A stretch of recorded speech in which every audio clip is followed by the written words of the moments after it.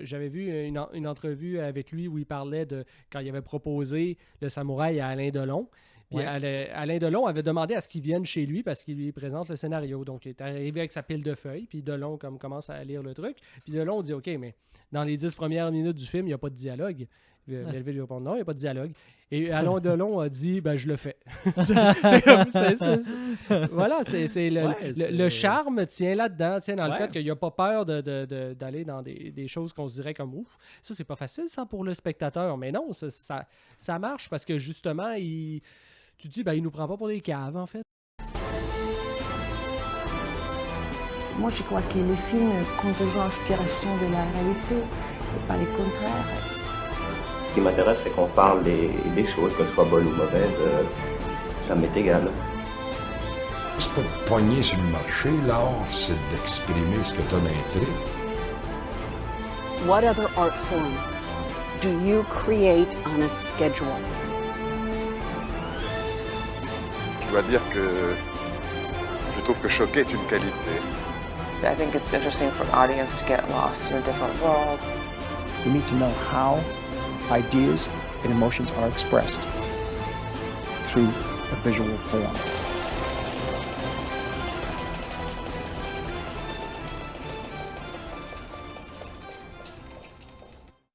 Salut tout le monde, bienvenue au Panoramique Podcast. Salut mon cher Félix. Salut Amir, ça va? Ça va bien toi? Oui, numéro 1. Super. Cette semaine, on parle d'un réalisateur français qu'on aime beaucoup en fait. Un réalisateur qui a consacré beaucoup au cinéma, le polar, le fameux polar français. Oui, grande tradition. Oui, française. Et puis, sans plus tarder, Jean-Pierre Melville aujourd'hui.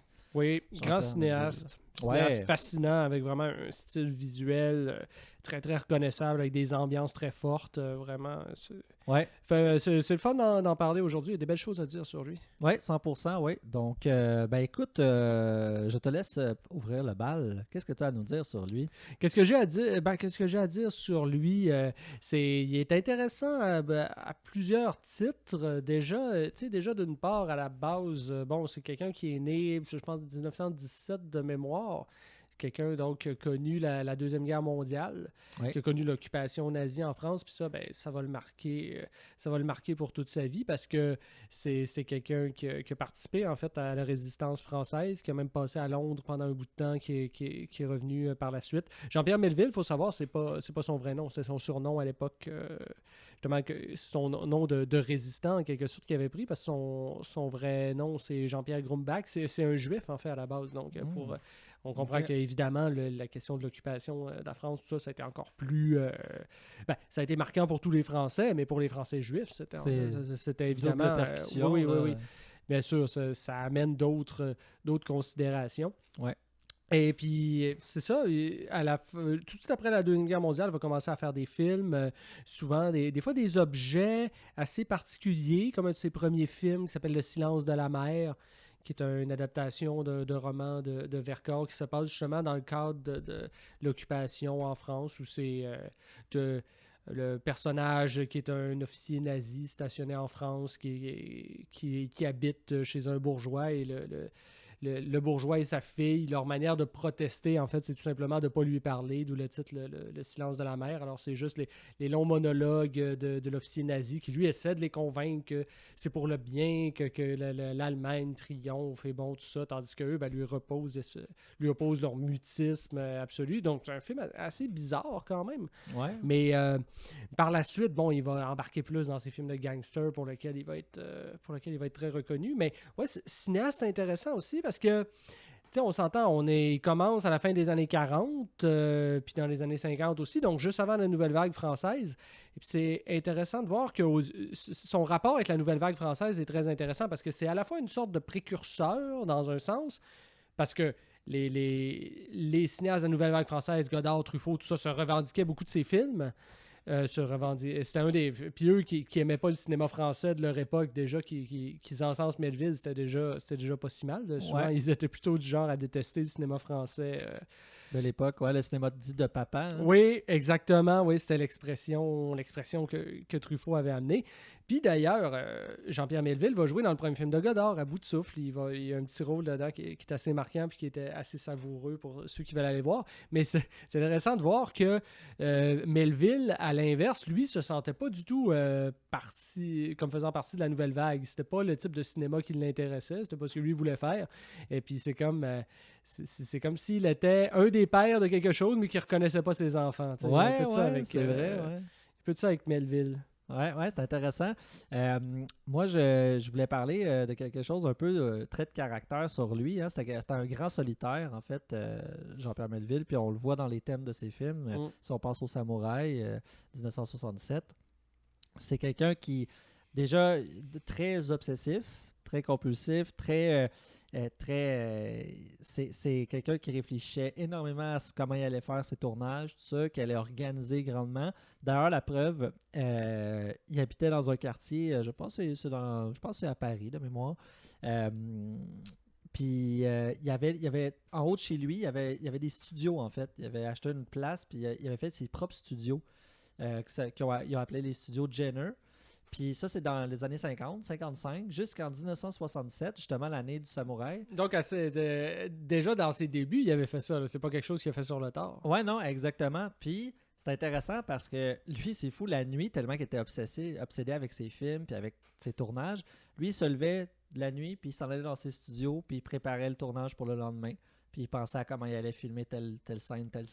Fait que c'est vraiment intéressant. Jusqu'au jour, justement, l'année du samouraï, ça l'a malheureusement passé au feu. Puis on ne sait pas si ça a été un incendie criminel ou si c'est un accident ou quoi que ce soit, mais il a fallu qu'il se retrouve à un autre endroit. Je pense qu'il est déménagé plus en campagne, justement, un grand terrain, tout ça, où il a pu... Parce que comme on disait, c'est un grand solitaire, alors dans ses traits de caractère, il aime avoir son espace pour créer ses films.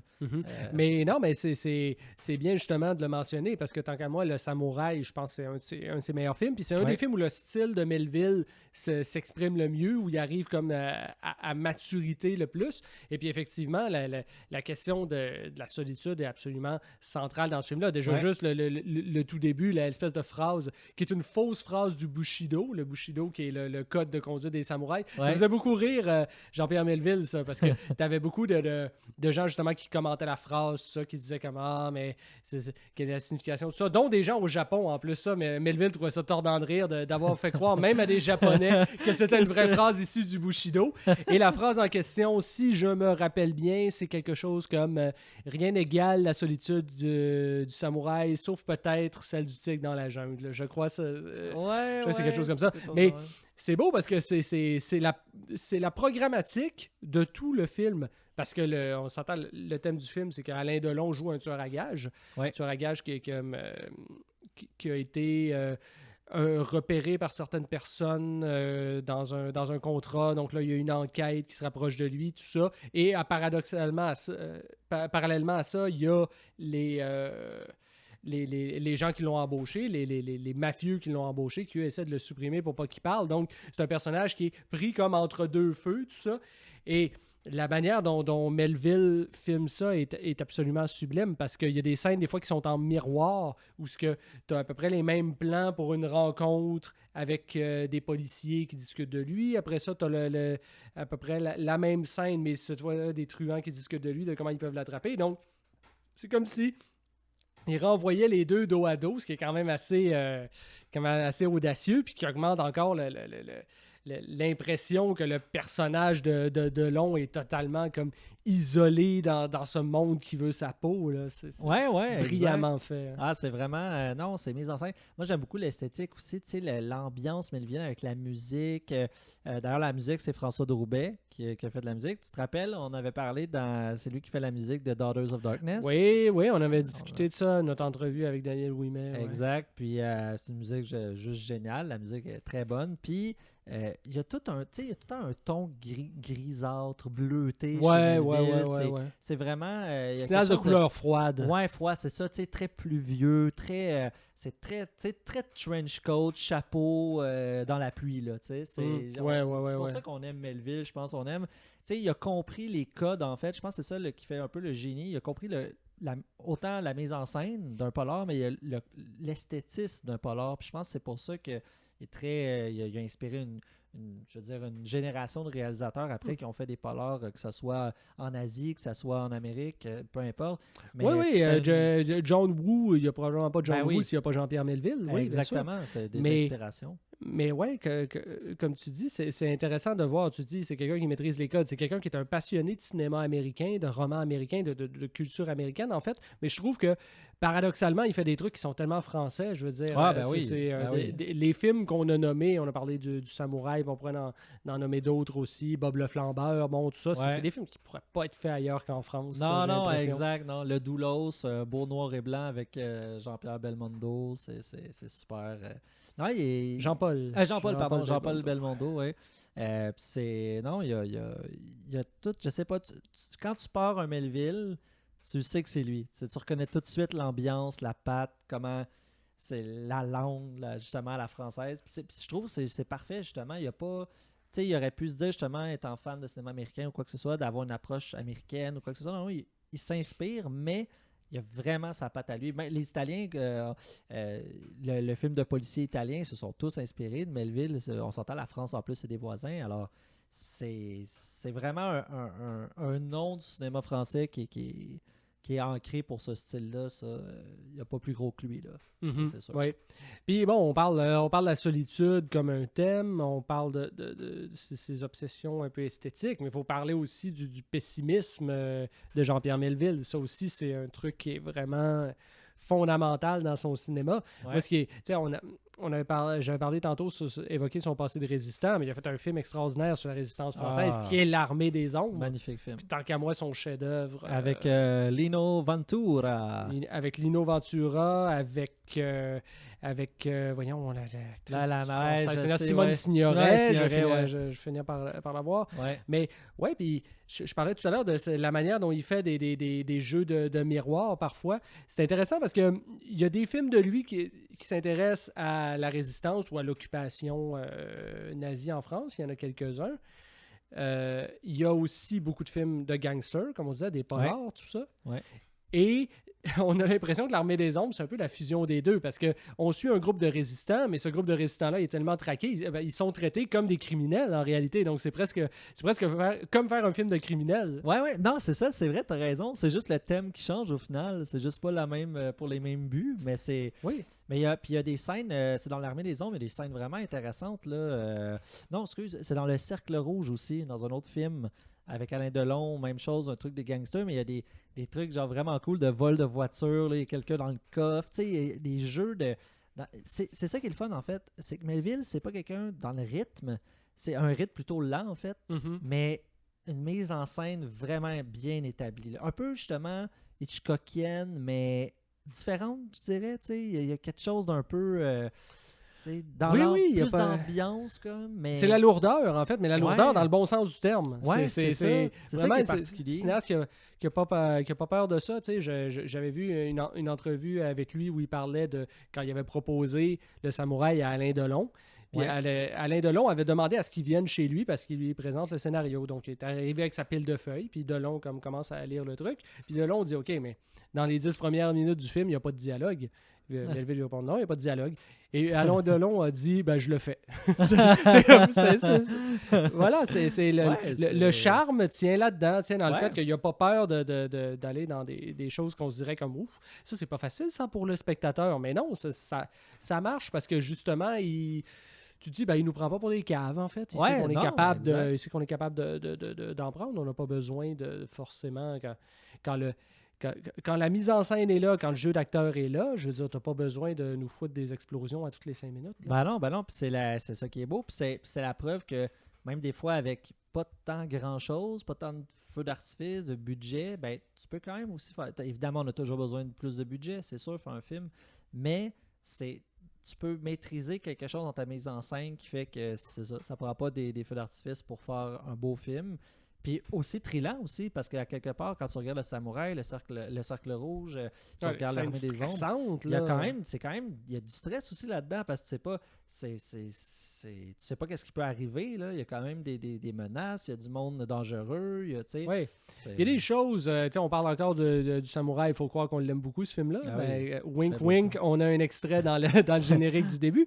Mais moi, je trouve qu'il y a des scènes dans ce film-là qui passent surtout grâce à Alain Delon, en fait. Ouais. Tu parles les menaces, mais des fois, il se sort de certaines situations où tu te dis comme ça aurait pas marché, mais parce que c'est lui, ça passe, parce que c'est un des acteurs les plus charismatiques du cinéma français. Donc, on arrive à croire que à ce moment-là, il a pu s'en sortir. Ben ouais, exact. Ouais, non, 100%. Non, en tout cas, moi, c'est un cinéaste que...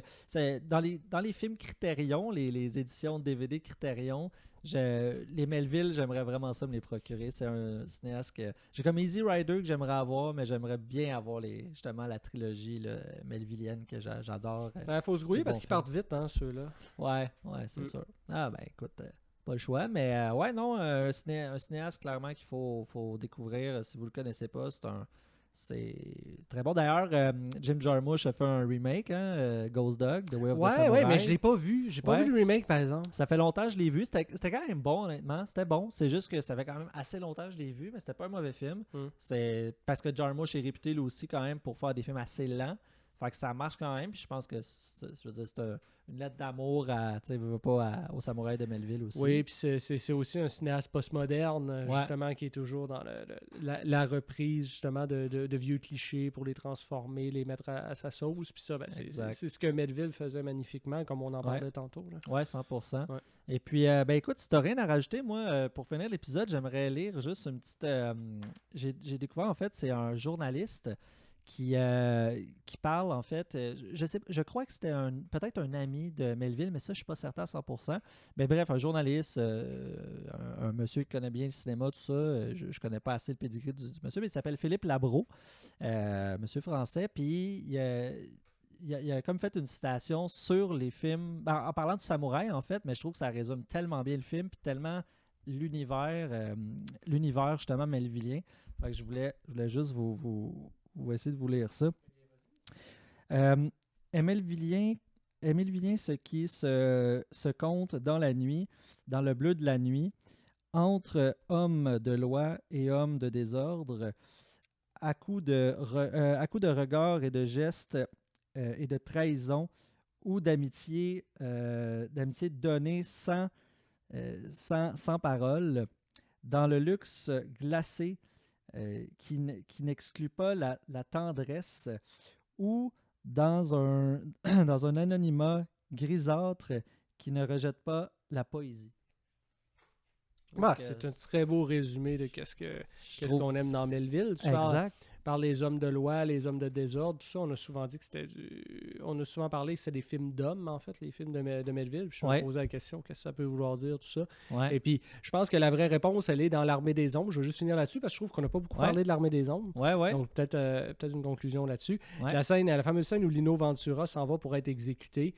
Et puis, c'est une scène, c'est un truc véridique, en fait. Des fois, il disait aux condamnés à mort, si vous réussissez à courir à l'autre côté de la pièce, ils les font descendre dans un immense hangar. Si vous réussissez à courir jusqu'à l'autre bout, on va vous épargner. Mais en réalité, personne ne réussit jamais parce que derrière, il y a la mitrailleuse qui les détruit. Donc, tu as tout un monologue intérieur à ce moment-là du personnage de Lino Ventura qui se dit « Je sais que je vais mourir à ce moment-là. Je sais que ça sert à rien de courir, mais ma nature est tellement animale que je peux pas m'en empêcher. » Fait qu'il se met à courir comme les autres à ce moment-là. Puis je pense que ça résume bien justement c'est quoi